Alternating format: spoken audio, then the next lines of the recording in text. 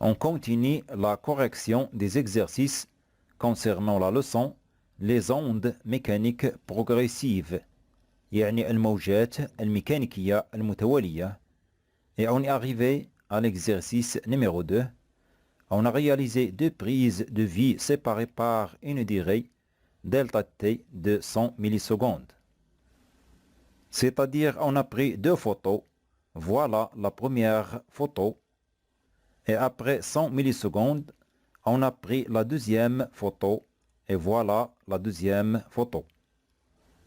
Une règle blanche de 100 cm de longueur est disposée près des ressorts pour donner une échelle des distances. يعني بعدما نكبس بعض لفات النابض كما نشاهد في الصورة 1 ثم نقوم بتحريرها فنلاحظ أن هذه اللفات التي تم تشويهها تنتشر طول النابض كما نشاهد في الصورة 2. خلال ذلك نأخذ صورتين للنابض الصورة الأولى والصورة الثانية لكن المدة الزمنية التي تفصل الصورتين هي 100 مليسكوند كما قمنا بوضع مسطرة طولها 100 سنتيمتر c'est-à-dire 1 متر قرب النابض ومتوازية معه لكي نقيس المسافات.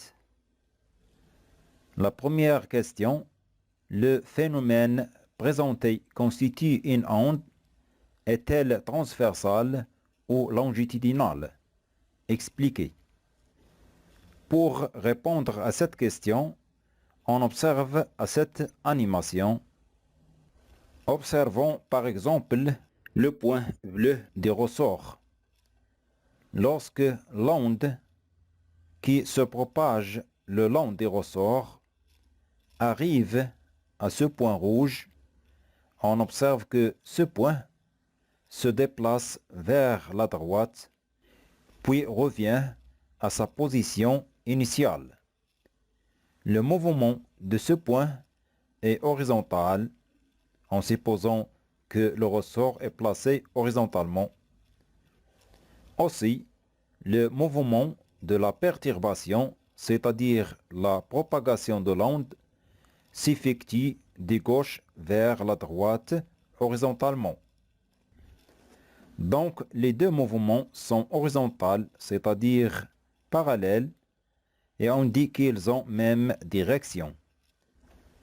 يعني اتجاه تحرك كل نقطة من نقط النابض واتجاه انتشار الموجة أو التشويه فهما متوازيين ونقول أن هذه الموجة فهي موجة طولية c'est-à-dire onde longitudinale. Et on écrit l'onde est longitudinale car les points des ressorts se déplacent dans une direction parallèle à la direction de propagation de la perturbation. Et pour savoir qu'est-ce qu'une onde transversale, on suit l'animation suivante.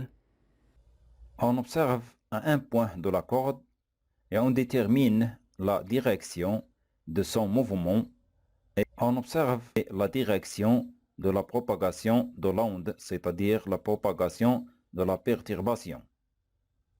نلاحظ أن خلال انتشار التشويه أو الموجة c'est-à-dire la perturbation ou bien la onde فإن كل نقطة من الحبل تهتز نحو الأعلى ثم تعود إلى موضعها الأصلي حيث تكون كل نقطة من الحبل قد رسمت اتجاها رأسي أو عمودي c'est-à-dire une direction verticale.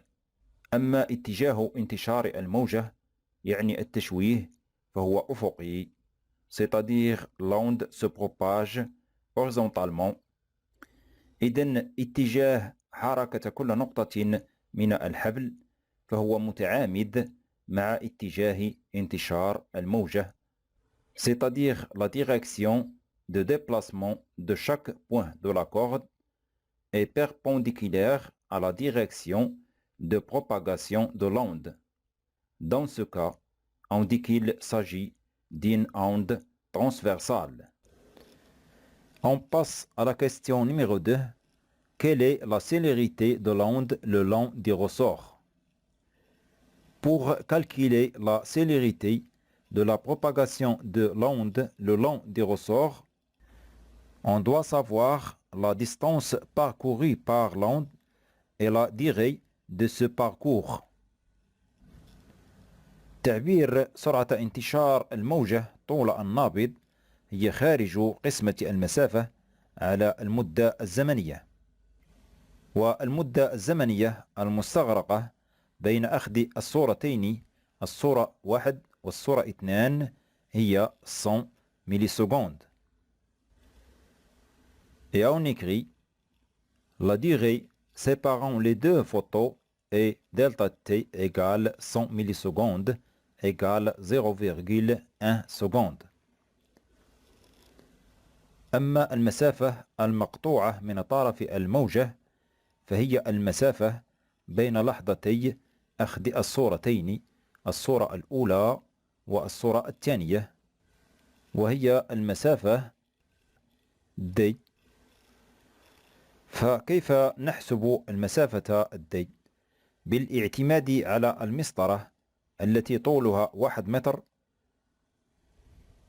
و1 متر يوافق 7 تدريجات: التدريجة الأولى، التدريجة الثانية، الثالثة، الرابعة، الخامسة والسادسة ثم السابعة. وبذلك يمكن أن نستنتج المسافة d التي توافق 10 تدريجات: التدريجة الأولى، التدريجة الثانية، الثالثة، الرابعة، الخامسة، السادسة، السابعة، الثامنة، التاسعة ثم العاشرة. Et on écrit donc, on mesure la distance d sur laquelle l'onde s'est propagée entre les deux photos. On a 7 carreaux correspond à 1 mètre. Voilà, 7 carreaux correspond à 1 mètre. Et 10 carreaux correspond à la distance d. Donc, d égale 10 fois 1 mètre divisé par 7. Après l'application numérique, on obtient la distance d égale 1,43 mètres. Et la célérité de la propagation de l'onde le long des ressorts, c'est le rapport de la distance d par l'intervalle de temps delta t.